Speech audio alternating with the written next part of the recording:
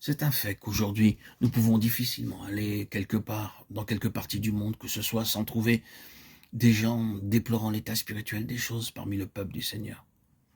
Leur sens des choses est juste dans l'ensemble, bien que, comme nous l'avons dit auparavant, beaucoup d'entre eux semblent simplement se plaindre, murmurer, gémir et critiquer sans avoir quoi que ce soit à offrir en guise de remède et d'amélioration. Néanmoins, leur déclaration touchant l'état spirituel de l'Église est très largement vraie. Sur une très vaste échelle, il est vrai qu'aujourd'hui tout va de travers quant à l'Église. Les choses ne sont pas comme elles devraient être, comme le Seigneur les voudrait. Mais nous ne pouvons pas nous appuyer sur un sentiment général, quoique très général, que les choses ne vont pas. Ceci doit pénétrer notre propre être. Nous devons le savoir pour nous-mêmes. Je ne suggère pas que nous devrions aller essayer de découvrir tout ce qui ne va pas et faire une longue liste de tout ce qui est tellement défectueux et déplorable aujourd'hui. Mais je dis ceci, si nous devons coopérer avec Dieu pour qu'il obtienne les choses comme il les voudrait, la question de la situation doit être une chose reçue directement dans nos propres cœurs. Nous devons le savoir pour nous-mêmes. Nous ne devons pas être des mécontents professionnels, mais ceux qui ont un réel travail d'enfantement du cœur à cause de ce que nous savons être la situation, ce que nous constatons, ce qui est évident à nos propres yeux et qui trouble nos propres cœurs. Donc en premier lieu, Néhémie s'informa directement de la situation et c'était une situation calculée pour faire perdre le courage à quiconque. Cela aurait pu être réellement si déconcertant que Néhémie n'eût pas voulu s'y engager davantage. Mais s'en fut retourné à Babylone en disant « On doit faire avec ce qu'on a. Les choses ne sont pas comme elles devraient être. Elles sont absolument irrémédiables. Il ne sert à rien d'essayer de faire quelque chose à cet égard. » Mais il n'a pas abandonné la situation comme irrémédiable, toute mauvaise qu'elle était.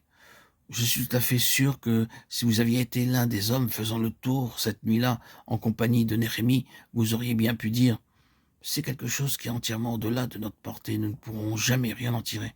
C'est sans issue. » Néhémie fut l'un des hommes les plus courageux de l'Ancien Testament, un véritable héros, confronté à une situation terrible, mais l'affrontement avec confiance en Dieu parce qu'il savait non seulement que c'était une fâcheuse situation, mais que Dieu était en mouvement pour la redresser, la transformer.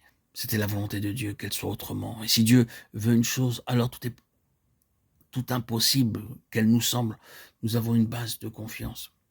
Aussi, il ne l'abandonna pas, mais l'affronta et l'affronta carrément.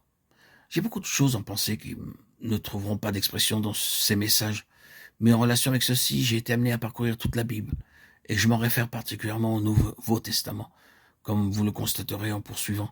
Je pense à l'apôtre Paul, le grand Néhémie de cette dispensation.